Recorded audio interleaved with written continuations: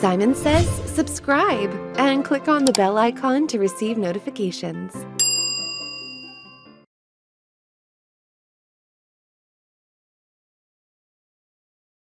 Hello everyone and welcome to this Simon Sez IT tutorial on SUMIFS in Microsoft Excel. Now if you've never used the SUMIFS function before, you'll be very pleased to know that it's a much welcome enhancement to that old Excel favourite SUMIF. Now both SUMIF and SUMIFS are part of the maths and trig group of formulas.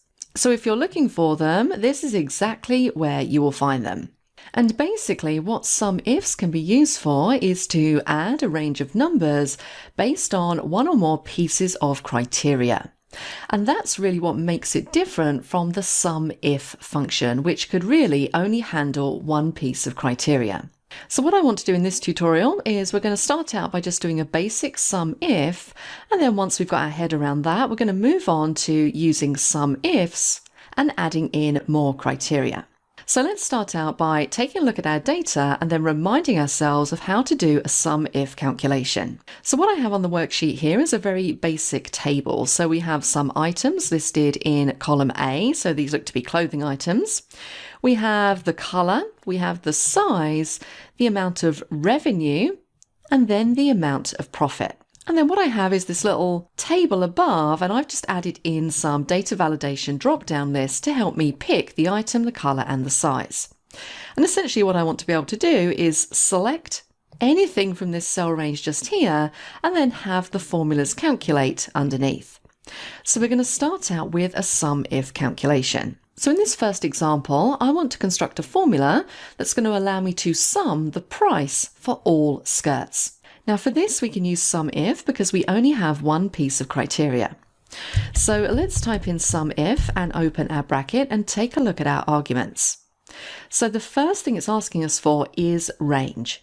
Now when you're thinking about what your range is, bear in mind what your criteria is going to be. So I want to sum the price of all of the skirts. So my criteria is going to be the skirt. So my range is going to be wherever I'm going to find that piece of information. And I'm going to find that information in cells A2 to A19. That is my range. Comma, what is my criteria? Well, I'm looking for the skirt. And in this case, the skirt is listed in cell G2. Comma. My final argument here that's in square brackets, so it is optional, I want to tell Excel what I want it to sum. So when it looks through those items, every time it finds whatever is in G2, which in this case is the skirt, what do I want Excel to do? Well, I could choose to have it sum the profit, or I could choose to have it sum the revenue. So in this case, I'm going to choose revenue. So my sum range is going to be D2 to D19. Close my bracket and hit enter. And there we go, it's come up with a total of $44. Now, because I don't have a great deal of information here, what I can do is take a look. So I've got a skirt just there, I have one just here, and then I have a final one just here. And if you take a look down in my status bar, you can see that the sum is 44, so I know that this calculation is actually working correctly. So that is how you can utilize SUMIF. It works really well if you just have one piece of criteria. But what if I want more than one piece of criteria? That is where I would use SUMIFS. Let's add something into this example. I'm going to basically do the same thing. I'm going to sum all of the skirts, but this time I'm going to add in a second piece of criteria. I only want to sum skirts that are grey.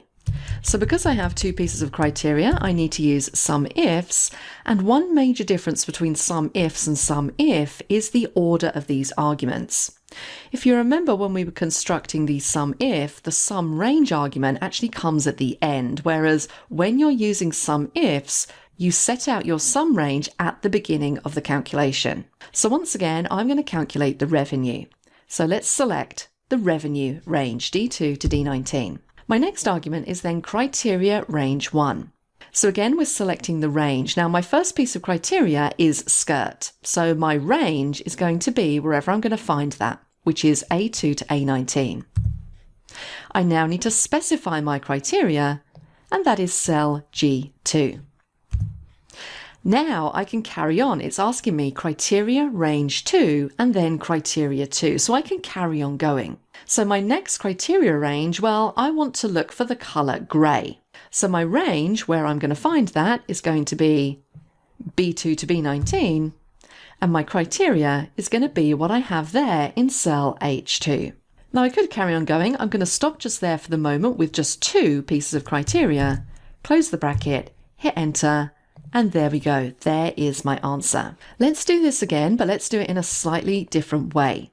Instead of using cell references, I'm going to hard code in what it is that I'm looking for, and I'm also going to search for 3 pieces of criteria. So this time I want to find out the total revenue for all blouses that are blue and a size large. So let's type in equals SUMIFS, open bracket. The first thing we need to tell Excel is what is our sum range. Well, I'm summing the revenue, D2 to D19. The next argument is criteria range 1. So our first piece of criteria is going to be blouse. So where are we going to find our answer? We're going to find it in the range A2 to A19, comma, and our criteria is going to be blouse. Now this time, instead of selecting a cell reference, I'm just going to type in the word blouse. And remember, if you are using text in your formulas, it needs to go in double quote marks, comma, criteria range 2. Well, I want to sum the revenue for all blouses that are blue. So my second criteria range is going to be where I'm going to find the answer, B2 to B19, and my criteria is blue, comma, criteria range 3. My third piece of criteria is that I only want to see the revenue for blouses that are blue and size large. So my range is C2 to C19 and my criteria is size L. Close the bracket and hit enter, and there is our answer. So there we've constructed our SUMIFS in a slightly different way by using text, and we've also used 3 pieces of criteria. Let's do something slightly different again. This time I want to use SUMIFS to sum the total revenue for all blouses where the profit is greater than $2. So we need to do something a little bit different here. We need to use logical operators in our criteria. So let's type in equals SUMIFS. Now my sum range is going to be the revenue, and then I need to specify my first criteria range. So we're summing the revenue for all blouses, so we want to select A2 to A19, and the criteria we're using is blouse. So again, let's just type this in as our criteria. But this time, we only want to sum when the profit is greater than $2. So my second criteria range is going to be the profit column, E2 to E19, and my criteria is going to be a logical operator. And this needs to go inside quote marks, and I'm going to say greater than $2. Close the bracket, hit enter, and there we get our answer. And just to finish off, let's do the big shebang. Let's use all 5 pieces of criteria. Now for this, I'm going to use cell references, so I'm going to make a couple of adjustments to my data validation list that I have at the top. So once again, let's select blouse. I'm going to select blue, and you'll notice as I'm doing this, some of these totals are changing. We're going to keep it with size large, and this time I want to sum all of the items that match these 3 pieces of criteria that have a profit greater than $1.40. So equals SUMIFS, open bracket. Our sum range is the revenue. First criteria, A2 to A19. The criteria we're looking for is blouse, in this case G2. Our second piece of criteria is the color, B2 to B19. And the criteria that we're looking for is blue, or H2. And our third piece of criteria, our criteria range, is C2 to C19. And our criteria is I2, or size L. And then our final piece of criteria, criteria range 4, is that the profit, so E2 to E19, is greater than $1.40. Close the bracket, hit enter, and there is our answer. So let's just do a quick visual check just to make sure that this is correct. So I'm going to look through this list for all blouses that are blue and size large. So there is one just there, and there is another one just there, and I think that's all we've got. So we've only got 2 entries here. If I look at the revenue, if I summed these two together, that would be $34. So why do I have an answer of 23? Well, because we're only summing when the profit is greater than $1.40. So if I look in the profit column, I can see that that automatically knocks this first entry out, and it leaves us with this one entry, and the revenue is $23, which is why I'm getting a result of $23 in cell H11. So quite a few different examples there of how you can use SUMIFS. Of course, there are so many other ways that you can use this and also combine it with other functions to produce some really complex formulas, but hopefully that's just given you a base level of knowledge from which you can build further skills. I hope you enjoyed that tutorial. I will see you in the next one.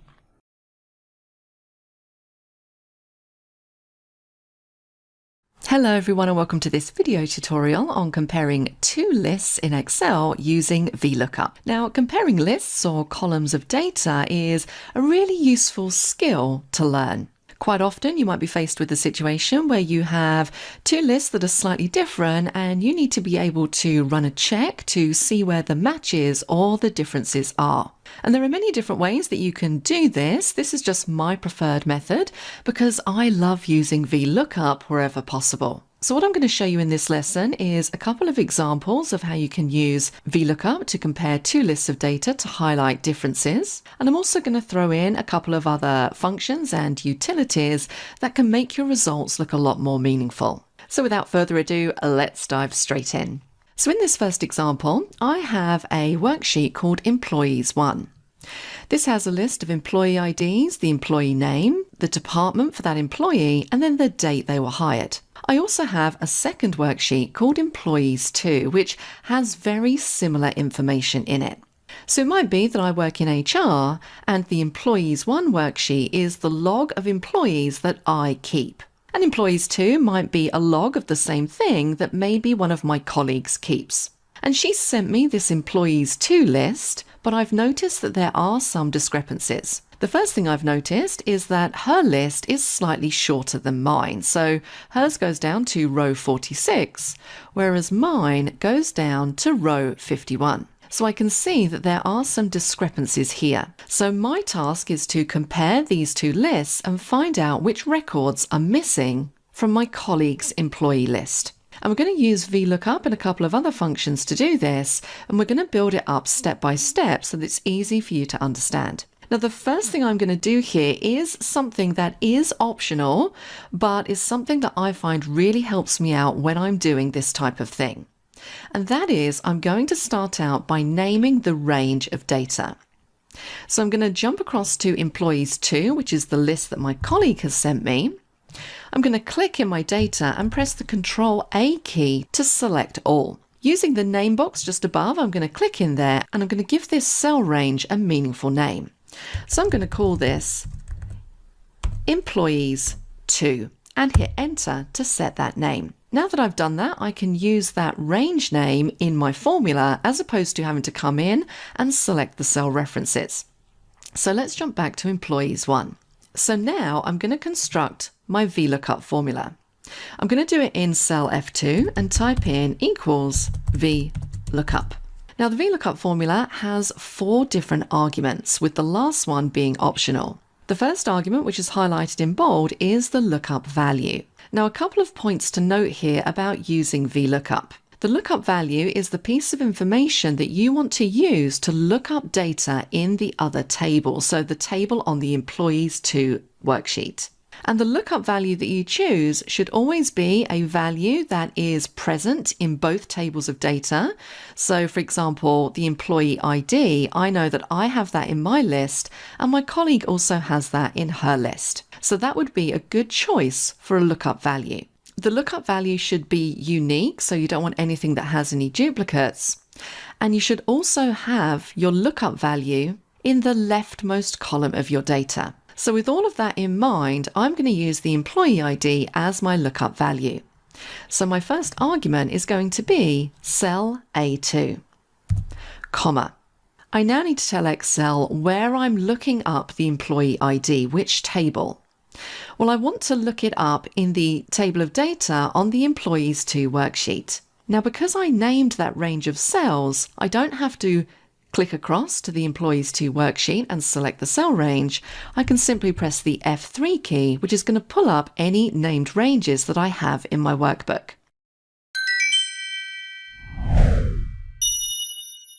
I can select Employees To and click on OK. Comma. Column index number.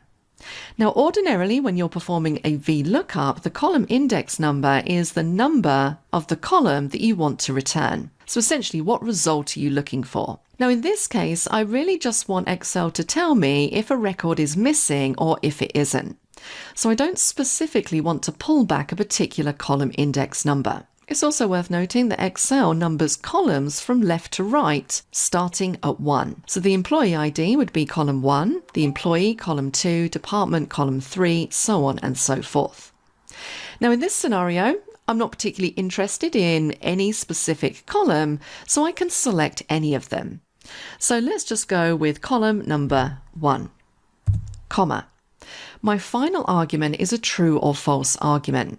Am I doing an approximate match or an exact match? Now this refers to your lookup value. So what I'm doing here is I'm looking up the employee ID in the Employees To table, and I want Excel to do an exact match. I want it to exactly match that employee ID. So in this case, I'm going to add a false on the end. Remember, with any true or false arguments in Excel, you can replace them with a 1 or a 0 respectively. Close my bracket, hit enter, and let's see what we get. So let's copy this formula down using the fill handle. I'm just going to drag all the way down and let go.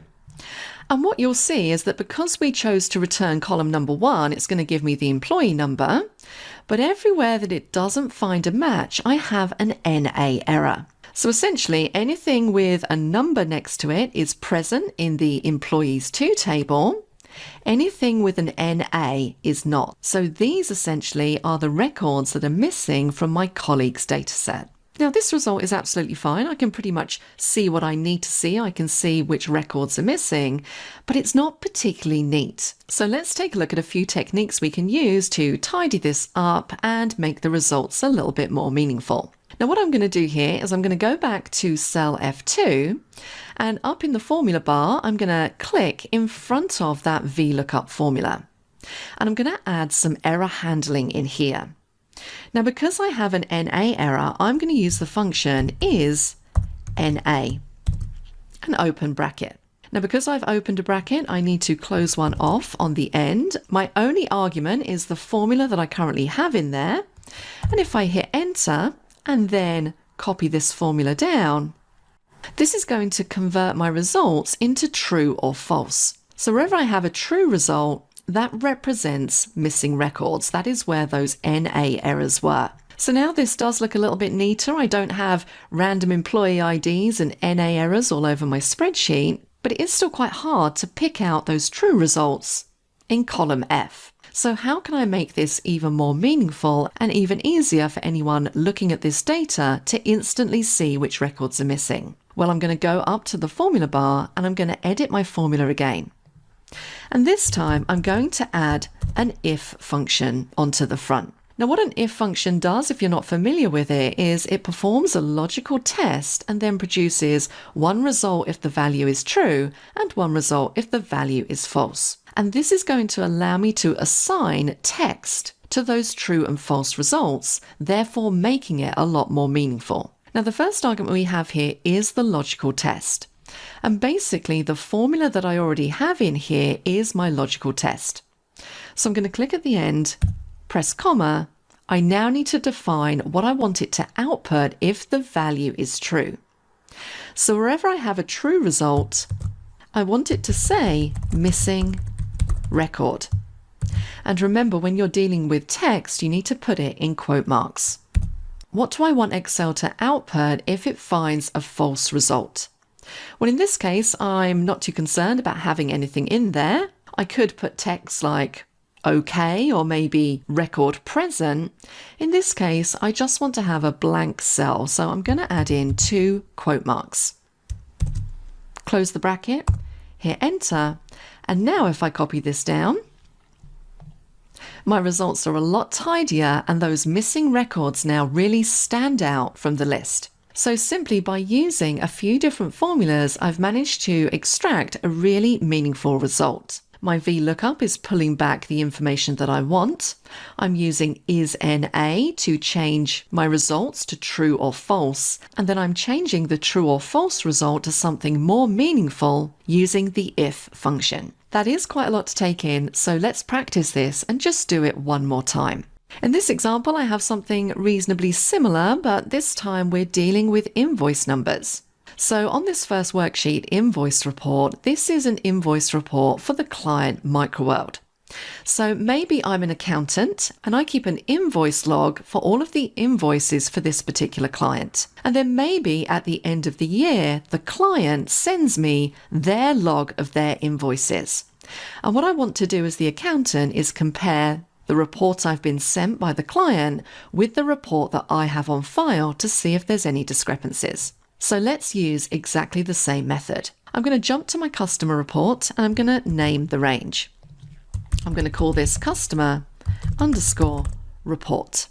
And remember, when you're naming ranges, you can't have any spaces, so separate different words with an underscore or make them all one word. Now I'm going to construct my VLOOKUP, open bracket. My lookup value is going to be the invoice number because that is common between the two tables. The table array, well, I'm going to press the F3 key and select customer report. Which column do I want to pull back? Well, it doesn't really matter, so let's just use column 1. And then I want to exactly match that invoice number, so I'm going to have a false argument on the end. Hit enter, and then I can use my fill handle to copy those results down. Once again, I'm seeing NA wherever it finds a discrepancy. So let's jump up to our formula bar and use our IsNA function to handle those errors and turn them into true or false results. And finally, I'm then going to add in my if function to make these results more meaningful. My logical test is my formula, so all I need to do is add on to the end what I want it to say if the value is true. So if it's true, I want it to say missing, and this time if it's false, I want it to say OK. Close my bracket and hit enter. Copy down.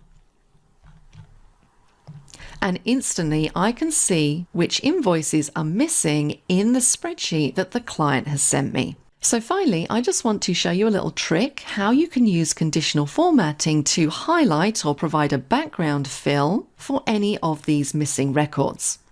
And this again is reasonably straightforward to do. Now the first thing I want to do here is I'm going to click in cell E4 so I can see my formula, and I'm going to copy part of this formula. So I'm going to select from the front of IsNA and I'm going to select all of the VLOOKUP formula. This is the only part I need to use. Control C to copy to the clipboard and then press Escape to come out of edit mode. What I'm going to do now is basically select all of the data excluding the headings in my table. And with that selection made, I'm going to go to the Home tab, Conditional Formatting, and I'm going to create a new rule. And what I'm going to say here underneath Select a Rule Type is I want to use a formula to determine which cells to format. And in the box underneath, I'm going to press Ctrl V to paste in that formula that I copied to the clipboard. Now, one thing I need to add onto the front here is an equal sign, so Excel knows that that is actually a formula. So now I have my formula in here, I need to tell Excel how I want to format those cells. So wherever we have a missing record, I want the background fill to be a different color, and I also want to highlight the values in bold. So let's click on Format. I'm going to jump across to the Fill tab and select a fill color. So let's do this lighter green. I'm also going to make the font bold. Click on OK. Now, if I just click OK here, it's not going to look correct. So let's do that. And you can see that I haven't really got the result that I'm looking for. Now, why is that? Well, if we go back up to conditional formatting and manage rules, and let's edit this rule and take another look at it.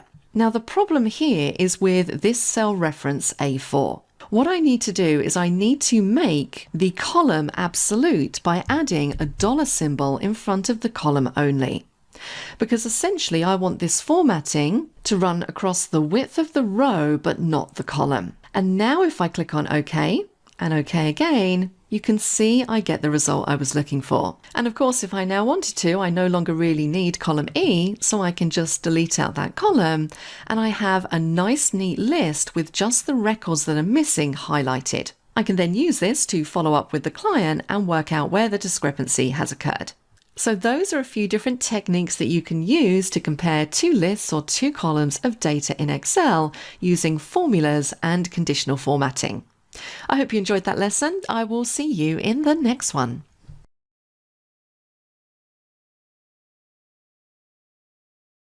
Now that I've shown you how you can combine the index and match functions to perform a powerful, complex lookup, we're going to see how we can do exactly the same thing in a different way. And when I say in a different way, I mean using two brand new functions in Excel 2021. And that is XLOOKUP and XMATCH. Now, as I said, these two functions are brand new to Excel 2021. And XLOOKUP is really another way of performing a lookup very similar to index and match. So it has all of the same flexibility that we love about index and match, but it's a lot easier to construct. So let's use the same examples, but this time, instead of index and match, we're going to use XLOOKUP. So let's click in our cell.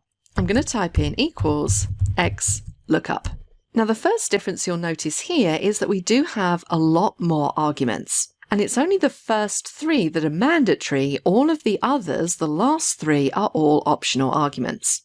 Now, we're going to go through all of them just so you can see exactly what they do. But if you just wanted to do a basic lookup, you could just use the first three arguments. So the first argument is lookup value. So our lookup value is going to be whatever we have in cell H5, comma.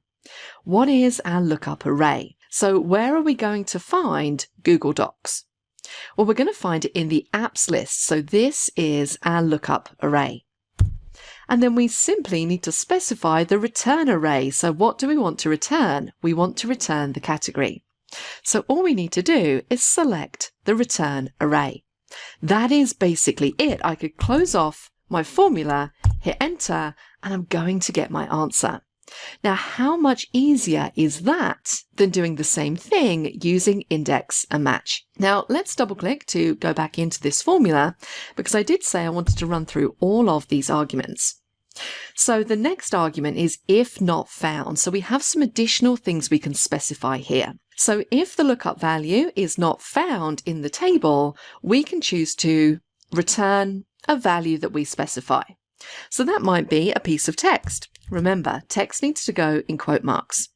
So I might just want to say here, not found, comma. I can choose what type of match I'm doing. Do I want to do an exact match? Do I want to do an exact match or next smaller item or next larger item?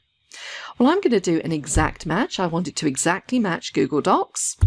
And then the final optional argument that we have here is the search mode.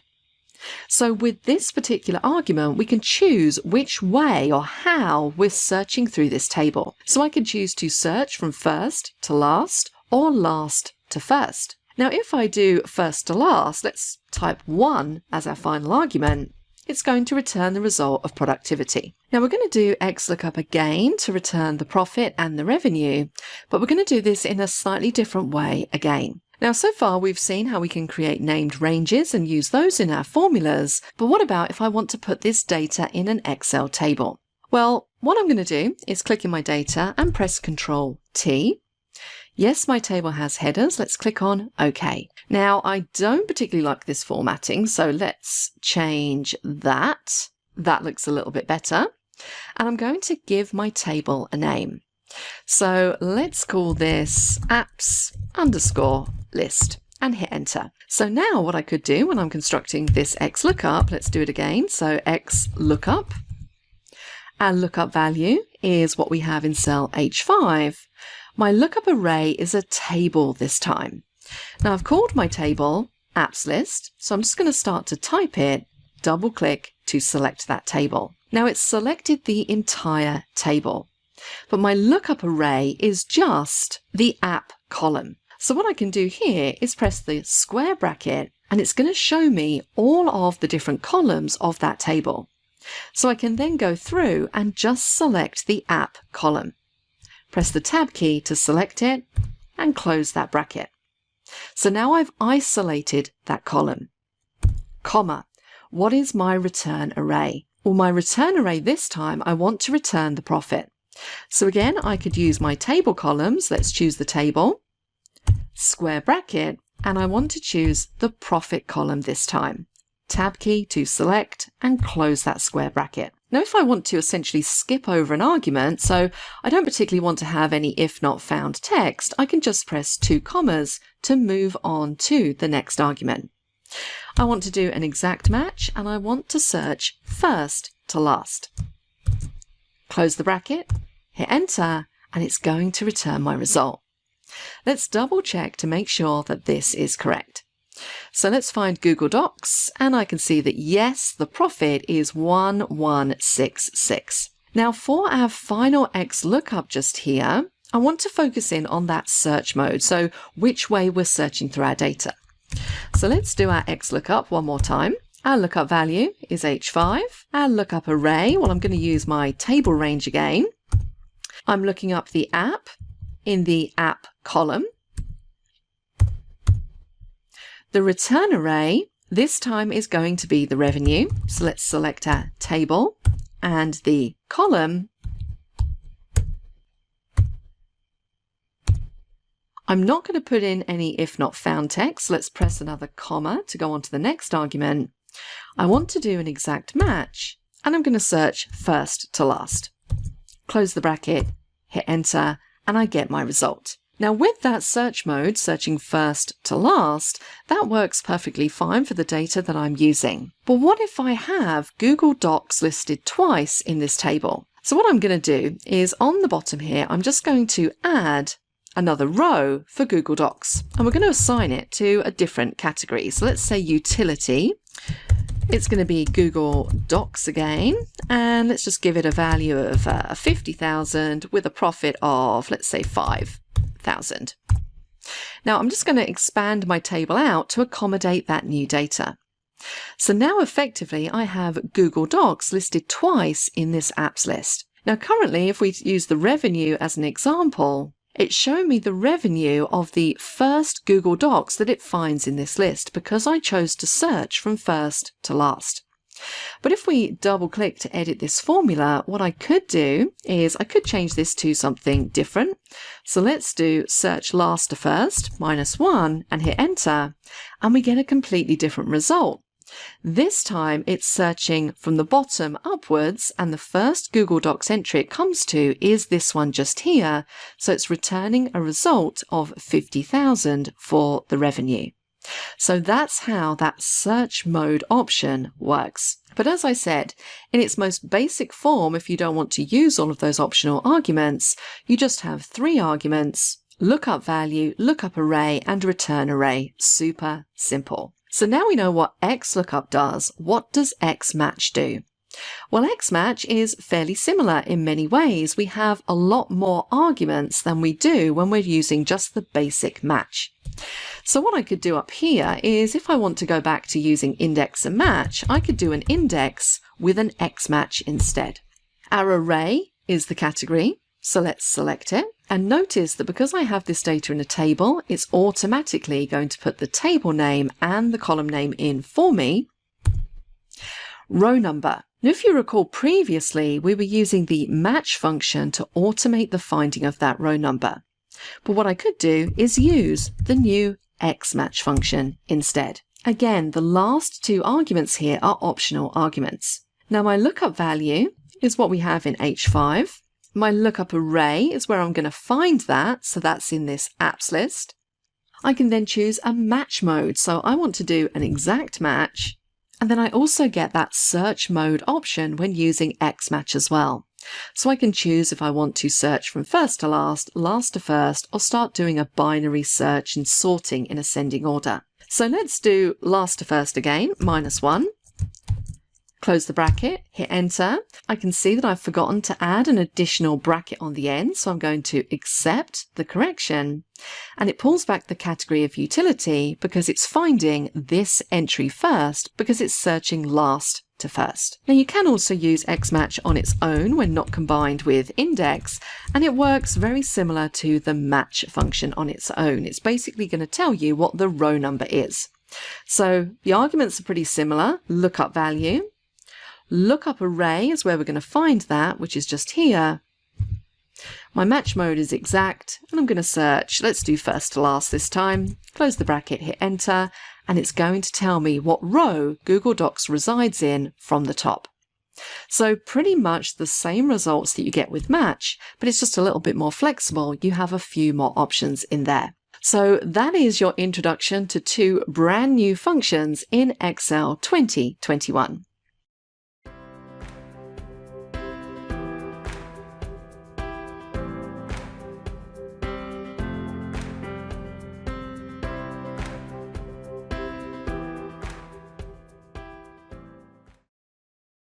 So how do you normally filter data in Excel?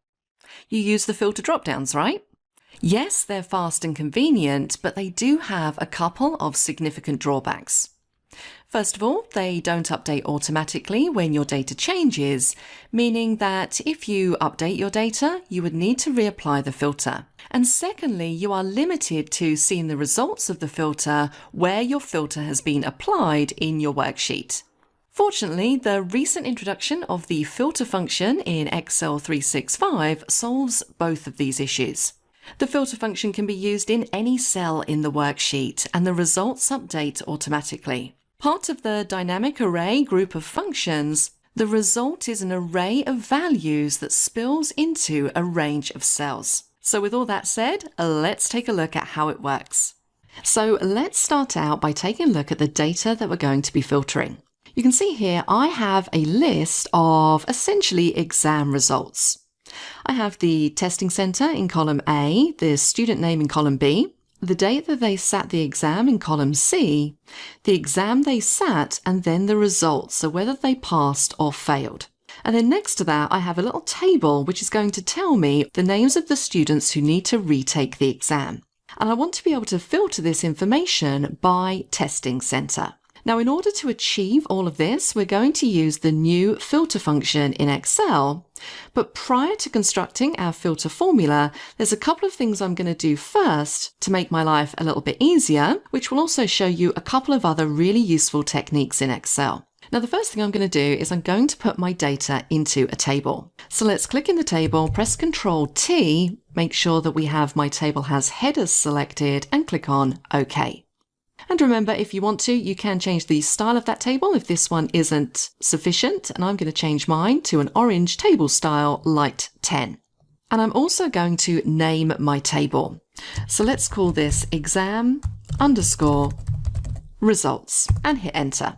Now, one thing you'll notice here with the testing centres is that we have 4 or 5 and they essentially repeat throughout this column. And what I want to do is basically have a drop-down list in cell I4, which allows me to select the testing centre and then produce the results. Now I can do this by setting up a data validation drop-down list. But let me show you what happens if I just do this as my data is laid out now. So let's jump up to Data, into Data Tools, and select Data Validation. I'm going to create a drop-down list, and my source is basically going to be my testing centres. Control-Shift-Down to select them all, and click on OK. So now I have my drop-down arrow, but if you take a look, when I click it, you can see that I have the testing centres repeated. It's basically just picked up whatever I have in column A or in that range that I selected. And technically what I want here is I just want a unique list of the testing centres. So I'm going to undo a couple of times to get rid of that data validation, and we're going to use another new function in Excel called the unique function. And the unique function is pretty much what it says on the tin. It's going to very quickly and very easily give you a list of unique values. Now I'm going to type this in just somewhere over here on my spreadsheet. So we're going to say equals unique, open bracket. I now just need to select the array, which is my testing centers. And if you take a look up in the formula bar right now, I'm going to close off my bracket. That is all I need. Hit enter, and now I have a list of those unique testing centers. And the cool thing about using unique, which is similar to filter in that it is part of the new dynamic array collection, if anything updates in my data, this unique list is automatically going to update. So for example, if I was to add in a row down here and list something like Birkbeck, look at the unique list. It's automatically added that new entry. Now I don't want that. I'm just going to undo. But just remember, it does dynamically update. So now I'm going to do my data validation again, but this time I'm going to use my unique list. So my source is going to be this. And click on OK. And now you'll see that in the drop-down, I just have those unique entries. And what I might want to do here is just right-click and hide that column to take it out of view. So let's select something from this list. I'm going to start with Halifax, and I'm now ready to construct my filter formula to filter my results. So we're going to type in equals filter, open bracket. Take a look at the arguments we have. We only have 3. The first thing we need to establish is our filter array. So essentially, what information do we want to pull back from the table? Well, I want to pull back the student name, the date, the exam, and the result. So I'm going to select all of those columns. And remember, because my data is in a table, I'm getting that table referencing as opposed to cell references. Comma. Now I need to tell Excel what I want to include in my filter. So what am I filtering on? Well, I'm essentially filtering on 2 pieces of criteria here. I want to filter by testing center, and I also want to filter for just the students who need to retake the exam, so just the students who have a result of fail. Now, because I have 2 pieces of criteria, each piece of criteria needs to go in brackets or parentheses. So let's open bracket. The first thing I want to include is the result.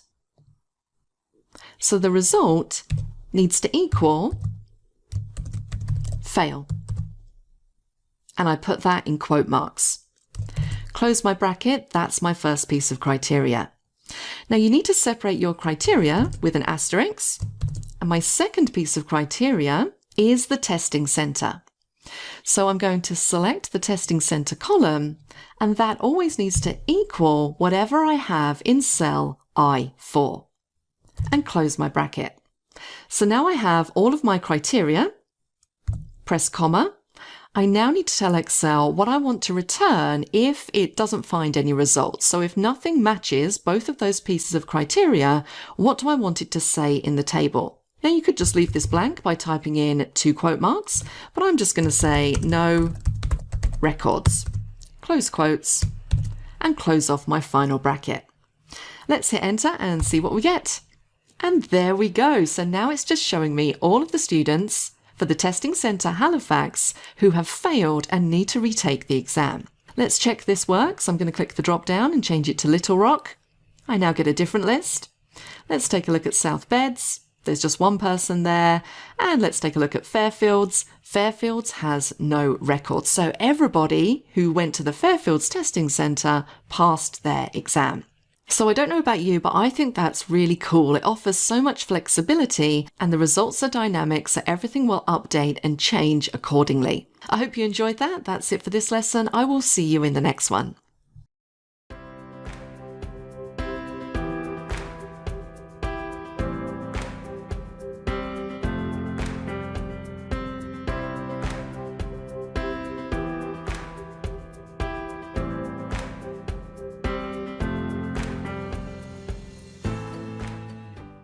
You might be familiar with the capabilities of Excel data validation drop-down lists. We can create a list of items based on a range of cells, a named range, or a comma-separated list. But did you know that you can create cascading or multiple dependent drop-down lists of unique entries? Well, if you didn't, a cascading drop-down list displays choices depending on the values selected in the first drop-down. So in this video, I'm going to show you how you can create them, along with a couple of other tips and tricks to ensure that your data validation drop-down lists are always kept up to date automatically. So if you're ready, let's dive into it. So before we jump into creating our data validation lists, we're just going to take a moment to look at the data that we're using and also do a bit of preparation work. Now, this data here is just some data related to maybe some employees. I have their name in column A, their department, their job title, the date they were hired, and then finally their salary in column E. And the first thing I'm going to do here, because as we know, a table always makes life easier, I'm going to Control A to select all and then Control T to create my table. And I'm going to change my table style because why not? And then the final thing I'm going to do here is just name my table. So let's give it a name of employee data and hit enter. Now what I'm aiming for here is in column H, I want to have a drop-down list that's going to allow me to select the individual department. And then depending on what my selection is for department, I want to then have a drop-down list for job title that relates to the department. So for example, if I select sales from the department drop-down, I only want to see job titles that fall underneath the sales department. So for example, sales manager and sales assistant. And we can create these multiple dependent drop-down lists using a combination of the unique function, filter, and data validation. Then finally, right at the end of this lesson, we're going to use a VLOOKUP to pull back the salary depending on what I've selected in those drop-downs. So let's start out with a little bit of preparation work. Now I've got a little preparation area over here, which I'm going to hide once I've finished using it. And the first thing I want to do is set up a data validation drop-down list for the department. Now, if we look at my department column, you'll see that I have lots of repeating departments. So marketing, marketing, marketing, customer service, finance, so on and so forth.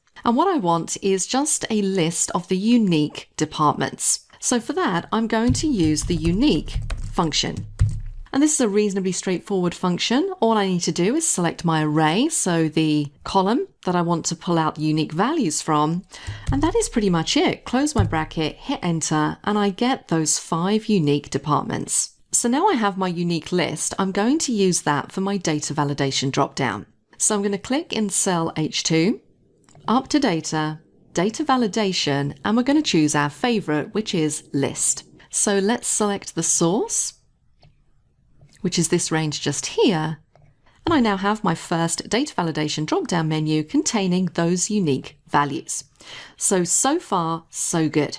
So now what I need to have a dependent drop-down list for job title. And once again, if we look at the job titles that we have in column C, you can see that I have some repeats in here. So customer service agent, sales assistant, accountant, so on and so forth. So I want to also pull out a unique list here.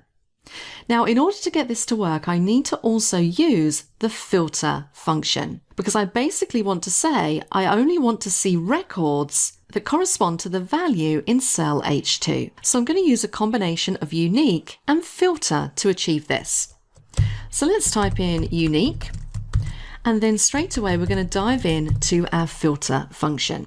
Now, what's my array? Well, I'm looking for the job title. So I'm going to select that range. Comma.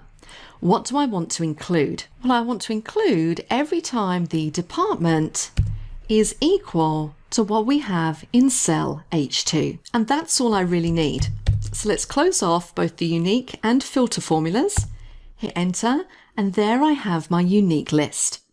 Let's check to make sure this works. If I click on sales, you should see that those change to the job titles relevant to the sales department. If I go to HR, we have HR assistant. If we go to customer service, I have customer service agent. And the cool thing about this is that if any of my data changes, this is going to dynamically update.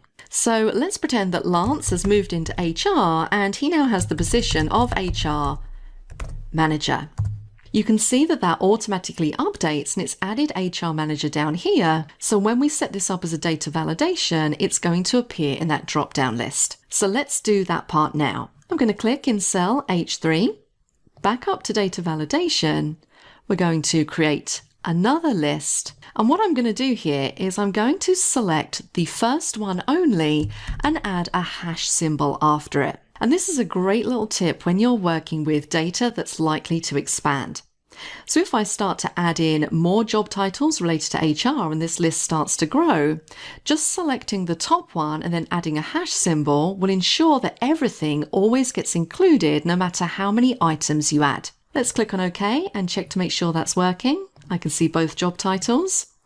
And now if I switch to marketing, I can see both of those marketing job titles. So my dependent lists are working well so far. What about if I wanted to add a third drop down in?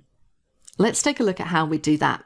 So maybe now I want to see all of the names of the people within these departments who hold this specific job title. So I'm going to add another little heading just here called name. And let's just make this nice and neat and use our format painter to make it look similar. And now underneath in our preparation area, let's do another filter. Now, when it comes to the name, I know that all of these people are unique entries. We don't have the same person working in two different departments. You might do, but in this case, we don't. So I don't need to use the unique function. I can simply do another filter. So what am I filtering for? What is my array? Well, I'm looking for the name. So we're going to select the name range, comma. What do I want to include? Well, I want to include every time the job title is equal to whatever we have in cell H3. Close the bracket, hit enter, and now I have my list of people. And if I go through and change this to something else, let's select sales and sales assistant, you can see that list is updating. So now I can use this and create my third dependent data validation drop-down list. Up to data, into data validation, we're going to select list. And once again, I'm going to use that trick of selecting just the top cell, pressing the hash symbol to accommodate the range expanding. Click on OK, and now I can see all of the sales assistants and I can pick them out of the list. So with just a few steps there and a few different techniques, you can really get this working well. And of course, if you want to, you can just simply hide your preparation column so that that is out of view. Now, just to finish this off and make it a little bit more functional, maybe I want to use these drop-down lists to go through and select a department, a job title, and then an employee. And ultimately, I want to see what their salary is. So I'm going to create just a little salary heading down here. And once again, let's just steal this formatting using the format painter. And what I'm going to do here is a very simple VLOOKUP. So I'm going to say equals VLOOKUP, open bracket. What is my lookup value? Well, my lookup value is the person's name, H4, comma. Where am I looking up this person's name? What is my table array? Well, I'm looking up this person's name in my table, comma. Which column do I want to pull back? Well, I'm looking for the information from the salary column. And if you remember, when you're using VLOOKUP, Excel numbers columns from left to right. So if I count across, I can see that the salary column is column number 5. And then finally, am I doing an approximate or an exact match? Well, I want it to exactly match the name Bernard Powell. So I'm going to say false. Close my bracket, hit enter. And we need to apply a little bit of formatting here. So let's jump up and do some currency formatting and take those decimal places down. And if I do a quick visual check, I'm going to do a quick find for Bernard. Here he is just here. If I take a look at his salary, it's $43,324. And if we take a look at the result we've got, that is correct. And now if I go through and change this to, let's say, HR, let's take a look at our HR manager. And we only have Lance in there, $50,514 a year. And Lance Norman is just here. And I can see that, yes, that is correct. So we've seen quite a lot of techniques there. And I think you'll agree that structuring your data drop-downs in this way can be really effective when you're working in your Excel spreadsheets to really extract the data that you're interested in a super simple way. That's it for this video. I will see you in the next one.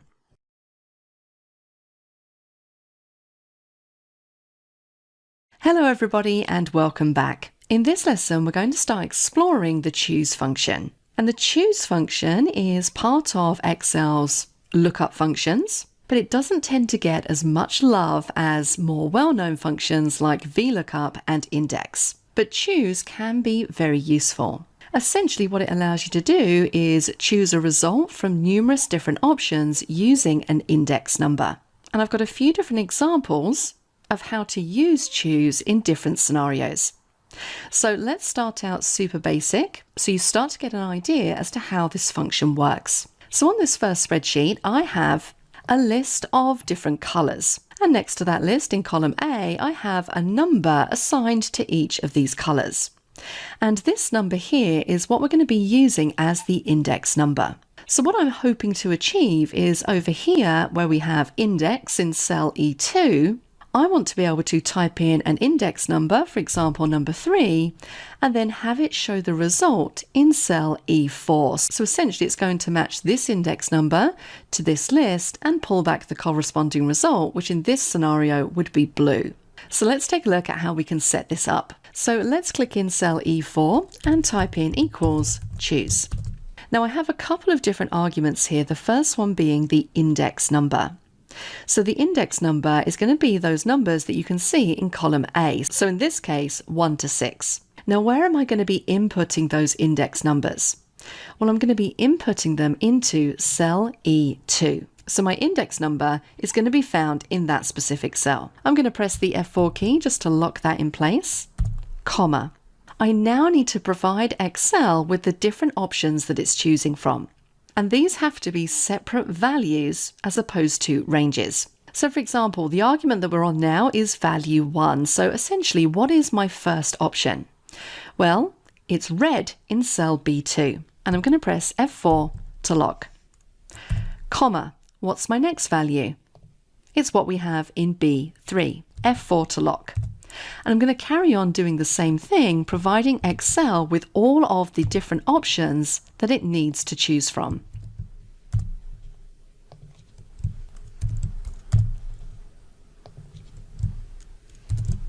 Once I've done that, I can close off my bracket and hit enter. Now at the moment, I'm getting an error, and that's because I haven't provided an index number for the formula. So if I now click in cell E2 and type in, let's say, a number 2 and hit enter, the result that I'm getting is green.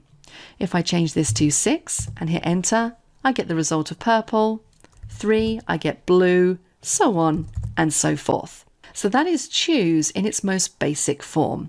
Let's now move on to combining it with the sum function to give us a more complex result. So in this scenario, I have a very straightforward table. Again, this could be something like a sales table.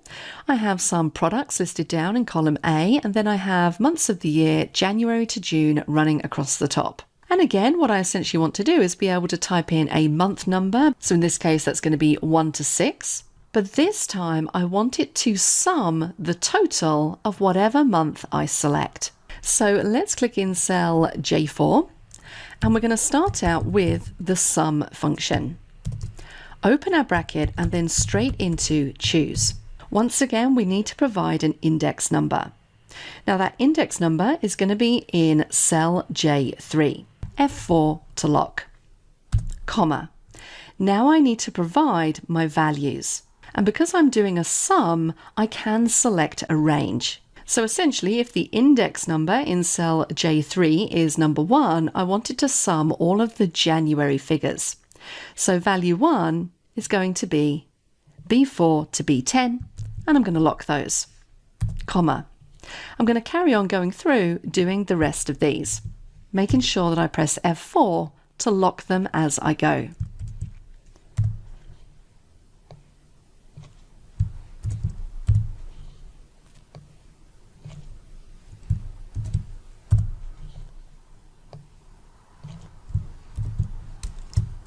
Close off my bracket and hit enter. So it looks like there I've forgotten to close off a bracket, and I can see, yes, I opened 2 brackets for sum and also for choose, and I only closed off 1 at the end. Now Excel is pretty intuitive. It recognizes that you haven't added enough brackets, so I'm just going to say, yes, I want you to automatically correct that for me. Now once again, we have an error in there because I have no index number in cell J3. So if I type in 5 and hit enter, what I should get here is the total for all of the values for month number 5. And month number 5 is May. A quick way I can check this is to highlight all of those cells, glance down into my status bar, and I should see that the sum that I'm seeing in there matches the result of my formula, which it does. I'm going to apply some accounting formatting and take those decimal places down. Let's change this to 2, and I can see that that's working very nicely. Now, if I was to enter an invalid index number in here, so something like 7, I'm going to get an error. Because I've only indexed January to June, that is essentially numbers or months 1 to 6. So if I wanted to make this a little bit easier for anyone using this spreadsheet, is I could add a little piece of data validation in there to let people know that they can only enter in a value between 1 and 6. And this is very simple to do. If we jump up to the Data tab, jump back into Data Validation, and this time what I'm going to do here is on the Settings tab, I'm going to say allow a whole number with the minimum value being 1 and the maximum being 6.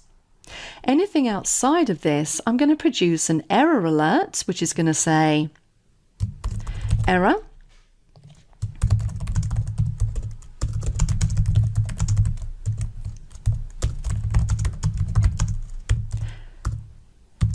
Please input a value between 1 and 6. So now, if anyone tries to enter in something that isn't valid, as soon as they hit enter, they're going to get a super helpful message which tells them that they need to enter a valid number.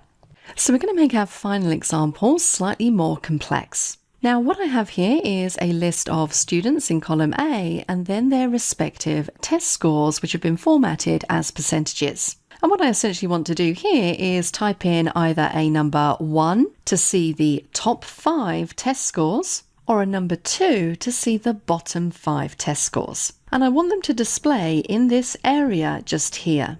I also want this heading row to update depending on whether I've entered a number 1 in here or a number 2.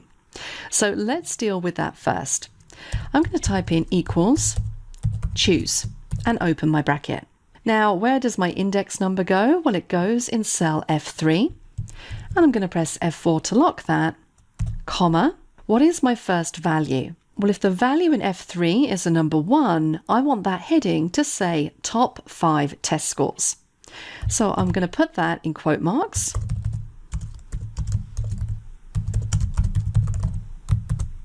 comma. What's value number 2? Well, if I put a 2 as my index number, I wanted to show the bottom 5 test scores. So once again, we're going to put that in quote marks, close them off, and then close our bracket. Let's hit enter and see what we get. Looks good so far. And if I change this index to a number 2 and hit enter, it's giving me bottom 5 test scores. So I'm happy that that is working correctly. So now I want to use choose in combination with the large and small functions that we saw in a previous lesson to pull back the top 5 test scores and the bottom 5 test scores depending on the index number that I've entered into cell F3. So we're going to start out with equals choose, open our bracket. Where is our index number? Well, it's in cell F3, and we're going to press F4 to lock that, comma. What is my first value? Well, this is where I want to use the large function. What is my array? Well, I'm pulling back the test scores, so Control-Shift down to select the entire array. Can't see your formula, you can press Control-Backspace to jump back to the cell you're working in.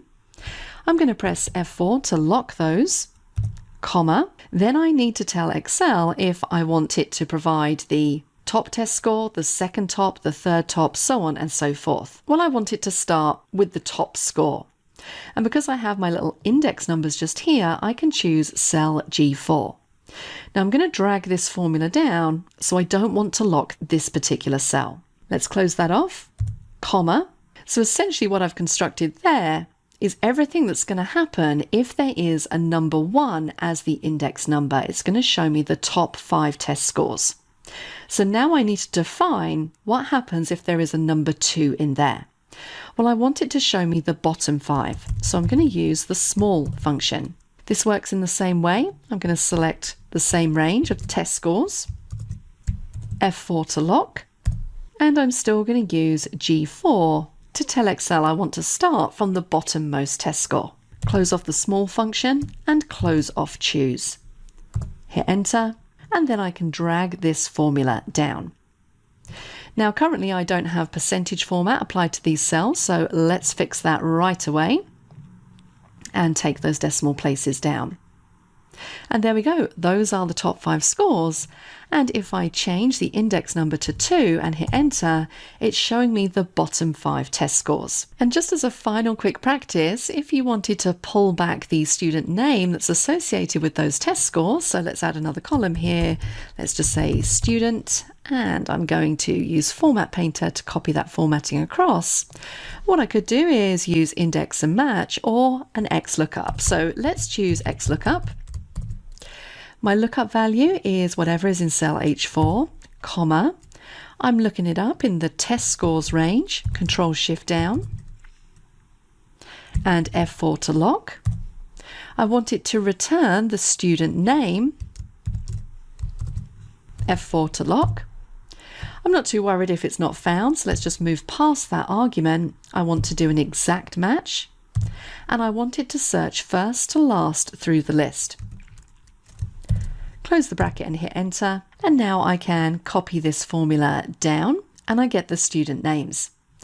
If I change the index number to 2 and hit enter, everything updates nicely. So that is how you can use choose with large and small, and also a quick recap on how you can utilize XLOOKUP in this situation as well. That's it for this lesson. I will see you in the next one.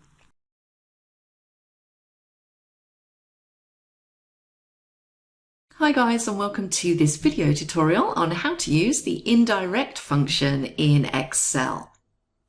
So the indirect function, if you've never used it before, is part of the lookup and reference group of functions in Excel. So if we jump across to the formulas ribbon, you will find it in the lookup and reference group, and there it is sitting just there, indirect. Now the indirect function is unique in many ways because it is an Excel function, but it doesn't perform any calculations, it doesn't evaluate conditions, or perform any kind of logical test. So you might be thinking, well, what exactly does indirect do, and why is it going to be useful to me? Well, what indirect actually does is it's used to indirectly reference cells, ranges, other sheets or workbooks. It lets you return the reference to a cell based on its string representation.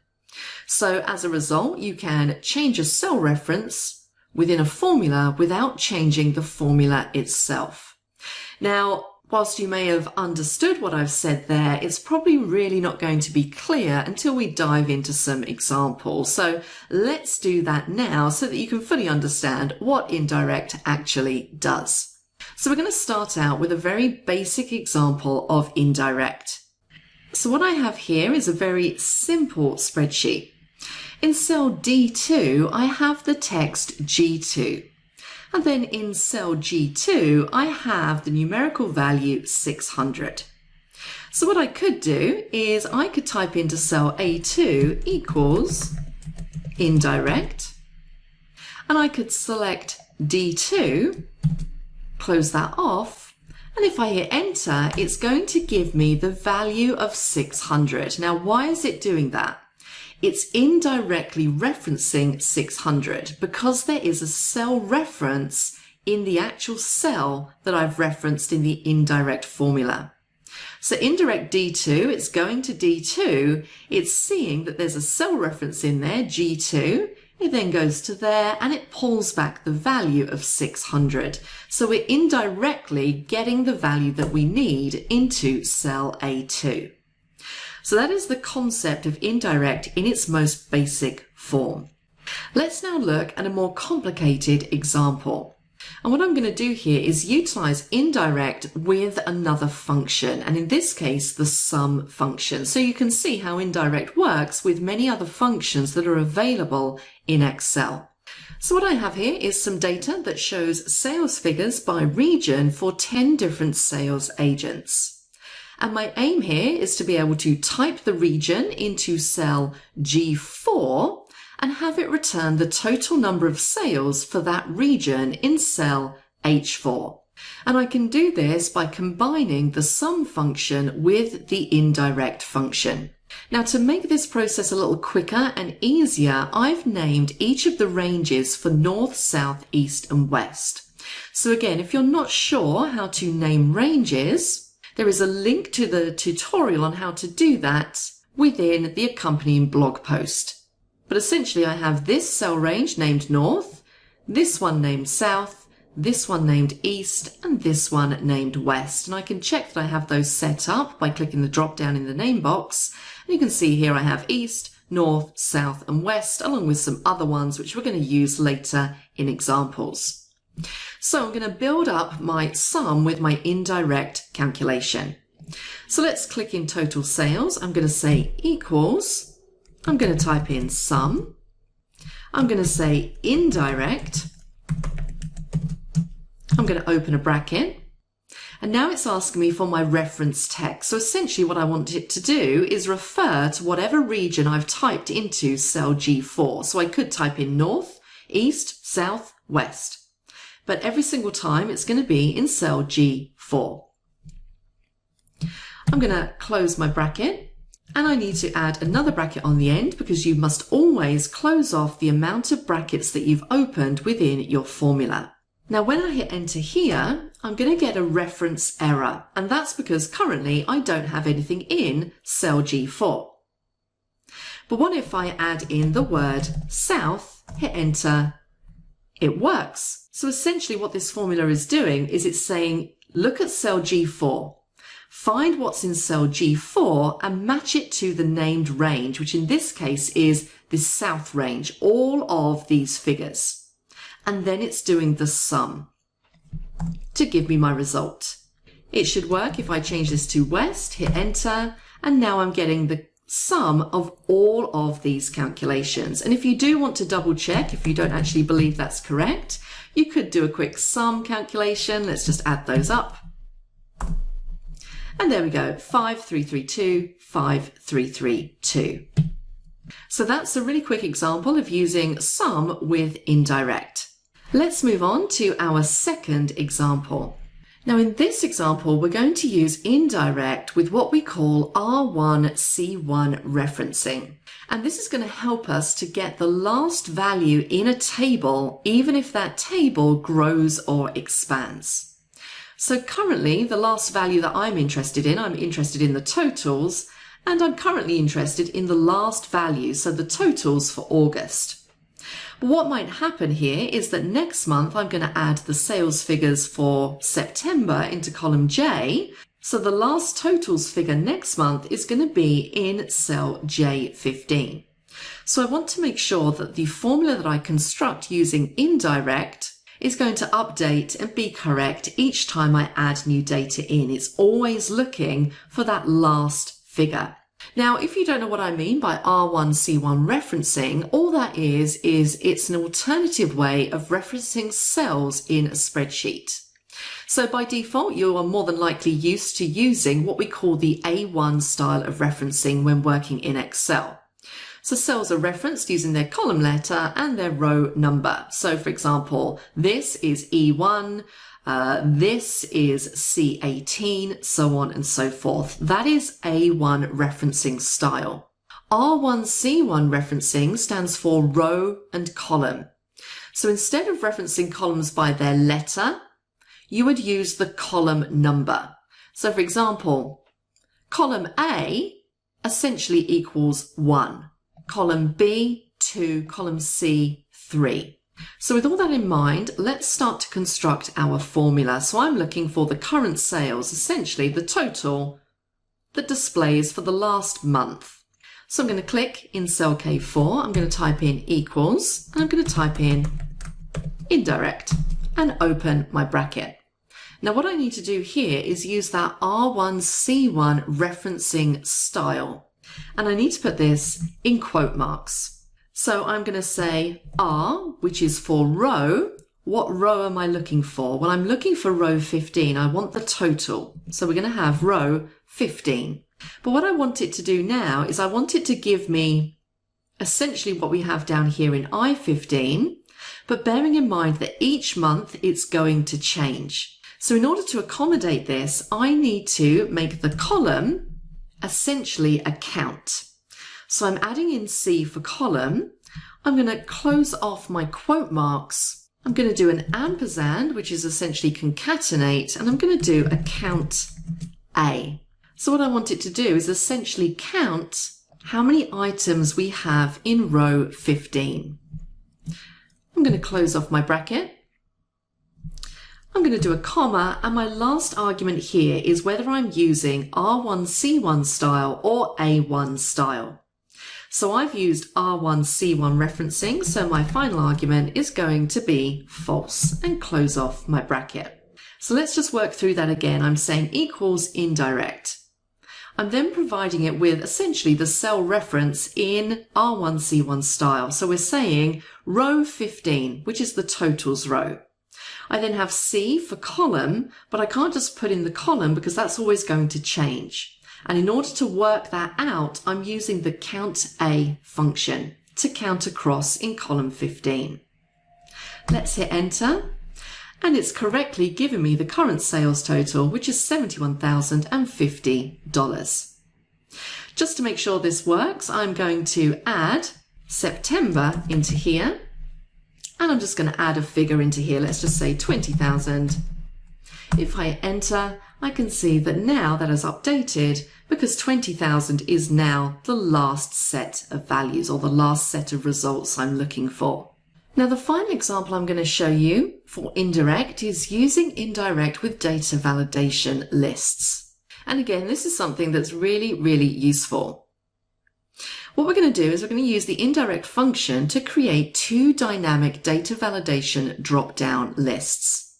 And I'm aiming to create a drop-down list in cell B14 that lists the countries, and then a drop-down list in cell B15 that lists the tours available in whichever country has been selected in cell B14.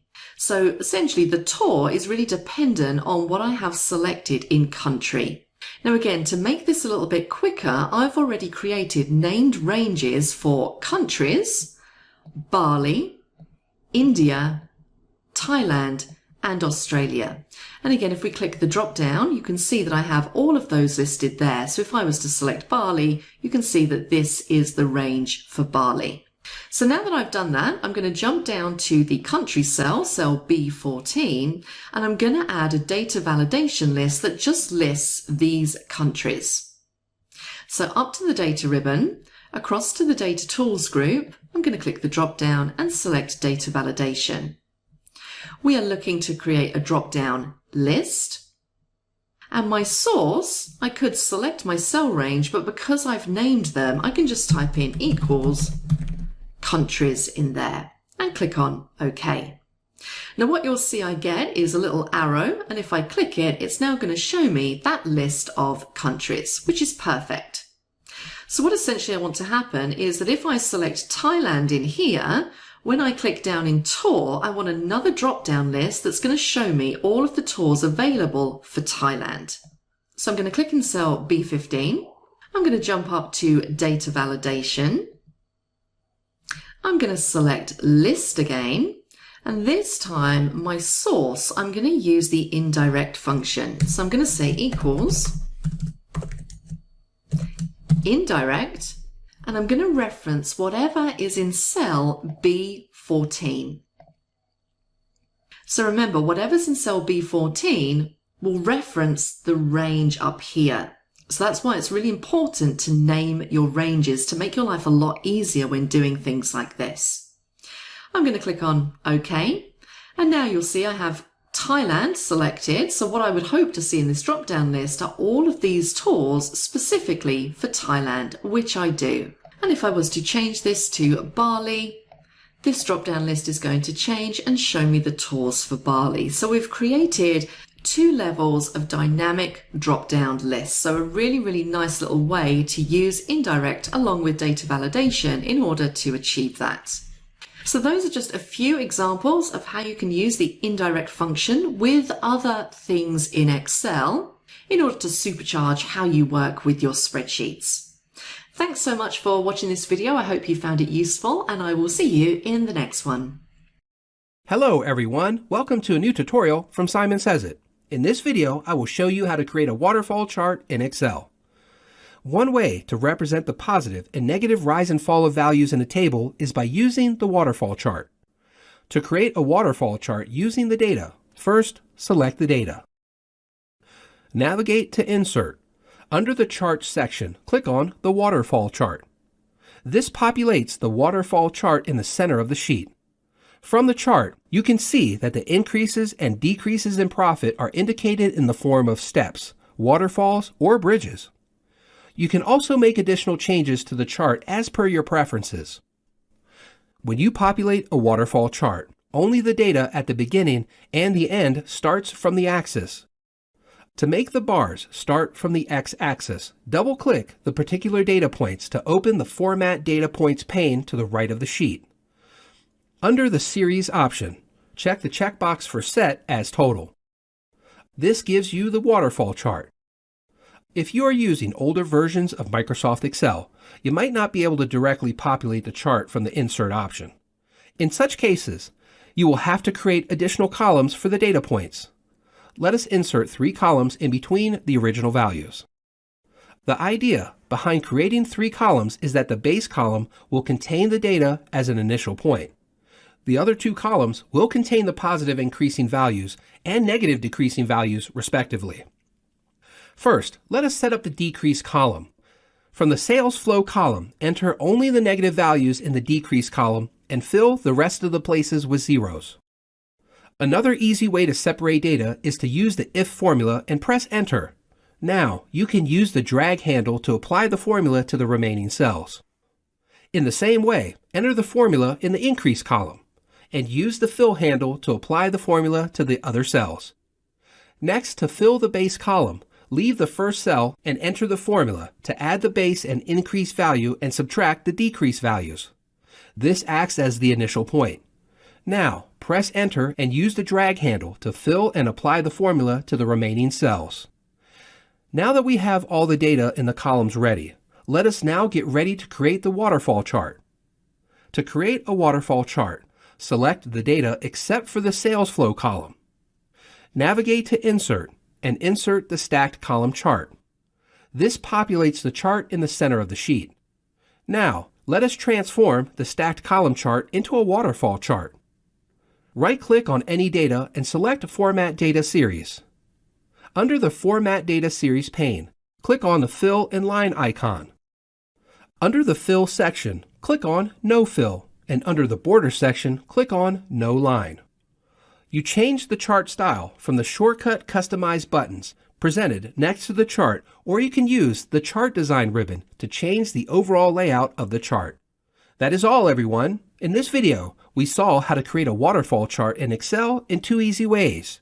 Choose the method that suits your purpose the best. Thank you.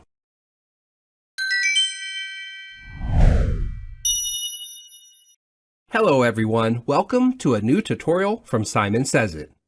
In this video, I will show you how to create a Venn diagram in Excel. We all know how a nonverbal presentation helps in better interpretation of data. One such way to represent data is by using a Venn diagram. This type of representation is mostly used to represent the similarities and differences between one or a group of data. Creating a Venn diagram in Excel is pretty much similar to creating or customizing other graphs or charts. I will show you how to create a Venn diagram in Excel in 2 simple ways. First, let us see how to create a Venn diagram using SmartArt. To create a SmartArt Venn diagram, navigate to Insert. Under Illustrations, from the drop-down, click on SmartArt. This opens up a Choose a SmartArt Graphic dialog box, which shows the different templates to create a SmartArt graphic. Click on Relationship Scroll down and click on the Venn diagram you want to select. Clicking on the choice of your Venn diagram shows up a description for the selected graphic. Click OK. This populates the basic layout of the Venn diagram in the middle of the Excel sheet. To move the whole chart, click anywhere near the circle. This changes the mouse pointer to a four-sided pointer. Click and drag to move the chart. If you want to resize the chart, place your mouse pointer on the anchor points. This changes the mouse pointer to a two-sided pointer. Click and drag to resize the chart. Likewise, you can move each circle and resize them. Click on the circle. Use the borderline to move the circle and use the anchor points to resize the circles. You can add text to the Venn diagram by clicking on the text places or by using the text pane. To insert text in the overlapping spaces, navigate to Insert. Under Illustrations, click the drop-down from Shapes and select the text box. Left-click and drag the cursor to create a text box in your preferred place. Enter your text. Though the text is added, you can see the text box is populating oddly. To remove that, right-click on the text box and click on Format Shape. This opens a Format Shape pane on the right side of the Excel sheet.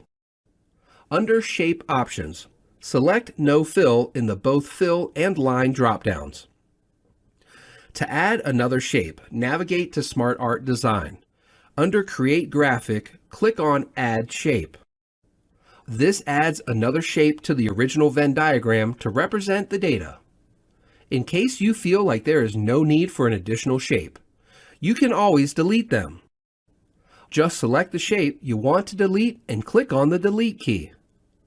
You can use the Smart Art Design and Format option in the main menu to add additional customizations. Another way to create a Venn diagram is by using shapes. This is a less common way to create Venn diagrams. However, this method lets you customize the Venn diagram in your favored way. To create a Venn diagram using shapes, navigate to Insert. Under Illustrations, from the Shapes drop-down, select Oval. This lets you draw any shape in any dimension depending on your preference. To create a basic three-circle Venn diagram, click, drag the mouse pointer, and create Draw Three Circles.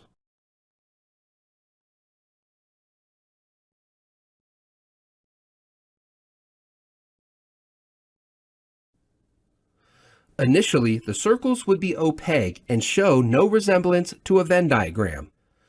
To change them, we need to reduce their opacity. Select all three circles by holding Ctrl, right-click on the circles, and click on Format Object. This opens up a Format Shape pane on the right side of the screen. In Shape Options, under Fill, increase or decrease the transparency of the solid fill. This gives us the required Venn diagram.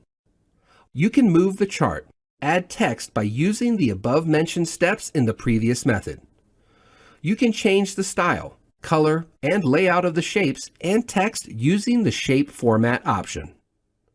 That is all, everyone. In this video, we saw how to create and customize the Venn diagram using two methods. You can use either of the methods based on your requirements. Hi everyone, welcome to a new video from Simon Sez IT. In this video, I will teach you how to record a macro in Excel the easy way. Although macros can look very intimidating to both Excel experts and newbies alike, they are actually very easy to record if you understand the basics properly. Now, without further ado, let's quickly jump into the tutorial. Before we begin, let us first understand what is an Excel macro. A macro is a code written in the Visual Basic Programming VBA language. And here's where it gets exciting. You can write any set of valid instructions in a macro and run it in Excel's VBA editor to execute them. The possibilities are endless with macros. For example, you can write a macro to delete all the hyperlinks in a workbook, merge multiple sheets, and so on. You might assume that these macro codes are very difficult to write manually. But don't worry, Excel has an inbuilt macro recorder. It will record and automatically convert your activities into executable macros. You can then use these macros to automate repetitive tasks or modify them to create even more powerful macros. Isn't it exciting? Now let us see how to record a macro in Excel. First, activate the Developer tab in Excel if you haven't already done that. To activate it, right-click on any of the ribbon tabs and click on the Customize Ribbon button. Now, the Excel Options dialog box will appear. Under it, inside the Main Tabs pane of the Customize the Ribbon section, click the checkmark next to the Developer option, then click OK. This will switch on the Developer tab in Excel. In the Developer tab, locate and click on the Record Macro button in the Code group. The Record Macro dialog box will now appear. Here, name your macro.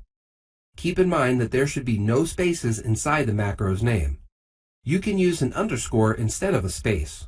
You can also assign a shortcut key to run this particular macro. This is optional. Please note that this shortcut will replace any other existing shortcut for the same key combinations. In the Store Macro In section, specify where this macro needs to be applicable. For example, this workbook, this worksheet. This will ensure that the macro is saved as part of the Excel file even after closing and reopening it. Now, click on OK. Excel will immediately start recording your on-screen actions. In this example, I will find the sum of range A2 to A10 in cell A11. Click on cell A11, fill in the formula sum, open parentheses, A2, A10, close parentheses, and hit enter. Now you can hit the Stop Recording button in the Developer tab. It will be at the same place where you located the Record Macro option. Congratulations, it is that simple. That's all it takes to record a macro in Excel. Now, let us see how to run a recorded macro in Excel. Even though this macro is simple, you can always build on the basic concept and create complex macros as per your requirement. Now, let us test this macro out by executing it. First, delete the value in cell A11 and clear the formula. Now, locate and click on the Macros option in the Code group of the Developer tab. Select the macro you just created and click on Run in the Macros dialog box. Alternatively, you can use the keyboard shortcut if you assigned one to run the macro. Sit back and watch as the macro does its magic. Your cell A11 will automatically get filled with the formula sum A2 through A10 and display its value. Now, in case you want to view the VBA code version of a recorded macro, hit the keyboard shortcut Alt plus F11. This will open Excel's built-in VBA editor. Your recorded macros will be listed inside the left-hand pane of the VBA editor under the Modules section. Double-click on the module to view the recorded macros VBA code. In our example, the following VBA code was generated for the recorded macro. Keep in mind that we used it to record finding the sum of the range A2 through A10. I recommend you record multiple macros for very simple tasks and see how the VBA code changes for each of them. This way, you will rapidly gain an intuitive understanding of VBA codes in Excel. Now that we have seen how to record a macro, it is important to know its limitations. Limitation 1. The macro recorder cannot be used to create custom functions. Surely, you can modify a recorded macro's VBA code, but it is not equivalent to the versatility of a custom VBA code. Limitation 2. The macro recorder cannot record a command without the user selecting an object. For example, it cannot switch to another sheet and delete a particular range without the user manually doing so while recording it. Limitation 3. It cannot take any external arguments including other events. That is, each recorded macro is independent. For example, you cannot record a macro to execute certain commands when a particular condition is triggered. Do this task when opening files, double-clicking, etc. Limitation 4. Similarly, it cannot check for global or external conditions. That is, you cannot use it to run if and else conditions to run commands based on certain criteria. For example, you cannot record a macro to check if the total sales in year 2020 is more than 200 million USD and run a command if that is true. Instead, you can record a macro to add an if formula in the sheet to check the criteria. Finally, limitation 5. Recorded macros cannot execute commands in repeating loops like do while, do until, for next, etc. In this tutorial, we saw how to easily record a macro in Excel. The more you use the macro recorder in Excel, you will appreciate the value of VBA codes better. I recommend that you begin by automating simple tasks, like filtering a specific column or sorting a particular range. Macros certainly have a very rewarding learning curve, and the more you practice recording macros, the easier it will be to use them.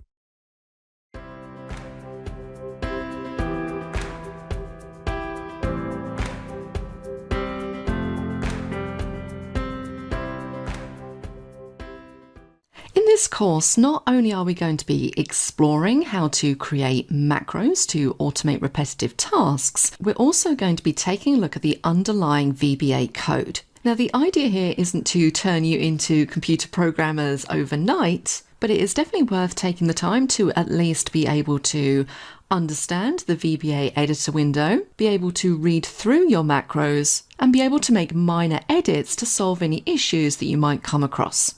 And that's pretty much what we're going to do throughout the balance of this course. But before we get started with the creation of macros and delving into VBA, let's start out with just a quick explanation of what VBA actually is, and then I'm going to show you the VBA editor window and some things you should probably turn on, which is going to help you when you're working with VBA.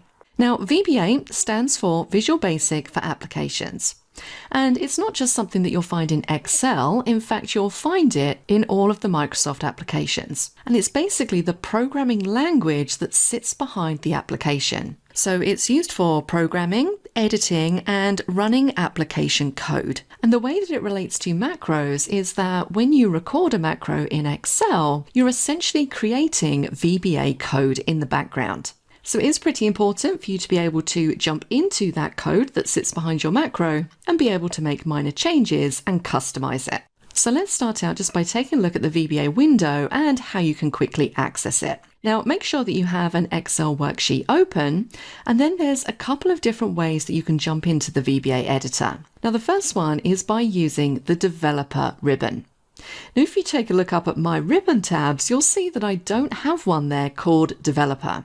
And if you look at your own ribbon tabs, you might not have it there either. And that's because the developer tab isn't usually turned on by default. So this is the first thing I would suggest you do if you want to work with macros and VBA. And it's a very simple process. We just need to jump up to the File tab to jump into the Backstage area, all the way down to Options, and we want to select Customize Ribbon, because this is where we can find all of the ribbons that we have turned on. And if you take a look on the right hand side, you'll see that towards the bottom I have the developer ribbon currently unchecked. So all we need to do is put a check in that box, click on OK, and now I have my developer ribbon. And this is where you'll find a lot of your commands that are related to your macros and also VBA. So in this first code group, you can see we have a Visual Basic icon. And there's a keyboard shortcut for this, and I will say that I tend to use this keyboard shortcut more than coming to the Developer tab and clicking on the icon. So to jump straight into the VBA editor, if you press Alt F11, it's going to open up the window. Now I'm just going to move mine over very slightly because we've got quite a lot going on here. So I really want you just to understand what it is that you're looking at. Now, the first thing that's most apparent when you come into VBA is that it is kind of old school. If you remember back to earlier versions of Excel before we got the fancy ribbon system, we were using menu drop-downs, and that is pretty much what you still have when you go into VBA. So I have menu drop-down system at the top, and I also have a toolbar underneath. And this whole window is basically made up of other windows. So you can see here on the left-hand side, I have the VBA project window open. And this is showing me currently everything I have going on in any workbooks that I have open. So currently where I'm clicked, if you take a look, it says VBA project book 2. And if you look at the Excel spreadsheet I have behind, that is just book 2. I haven't renamed this yet. I haven't saved it. I just basically opened a blank document. It's shown me that I have sheet 1, and if I double click on sheet 1, I get a blank window because I haven't added anything into this worksheet as yet. However, if you look a bit further down, I have another workbook open. So this was the workbook I had open in the first module of this course, where I was running through all the different examples of macros. And that workbook was called Examples of Macros, and then underneath you can see the sheet And then in brackets, it has the macro that I'm using on those particular sheets. And this is just what I've called each of my individual macros. And then right at the bottom here, we have some modules. And I'm currently clicked on module 1. And this basically shows me all of the code related to these macros. So you can see here, sheet 1, I have a delete blank rows macro in use. And then up here, we have the code that is actually running that macro. Underneath that, I have the macro that applies a counting format to my spreadsheet. And you can see there, I have the VBA code that controls that particular macro. And I could carry on going down. You can see I have a different section for each of those macros in use in that workbook. Now, I don't want you to worry too much about the code and what the code says or what it means. All I really want you to understand here is that the VBA project window is kind of a way to browse around the different parts of any open workbooks. And of course, in the middle here, this big window is the code window where we can view our code for different macros or different modules that we've written, and we can make changes and edits. Now, by default, I like to have a couple of other windows open in my VBA editor. So to open some additional windows, if you jump up to the View menu, I also like to have turned on my Properties window. So let's click to open that. And all of these windows you can actually resize just by dragging up and down. So I'm going to drag that down to make that a little bit smaller. And I also like to have open the Immediate window. Now I'm going to explain a bit more what this Immediate window is a bit later on, but I'm just going to keep this down the bottom for the time being. So essentially what we're going to be using these windows for throughout this course is I'm going to show you how you can record different macros in Excel. We're then going to jump into the VBA code and take a look at the code that sits behind those macros. And I'm going to show you how you can make some really basic modifications without having to know a great deal about programming or VBA. Because once you understand a few key factors, the code is pretty easy to read through and modify.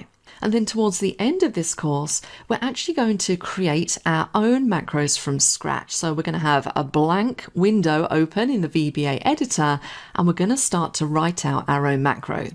And hopefully you're going to see how easy it is. Now, once you finish with the VBA editor, you can just simply click on the cross in the top corner to close that down. And remember, if you need to bring it back again, you can click on the Visual Basic button on the developer ribbon, or you can just press Alt F11 to jump straight back in there.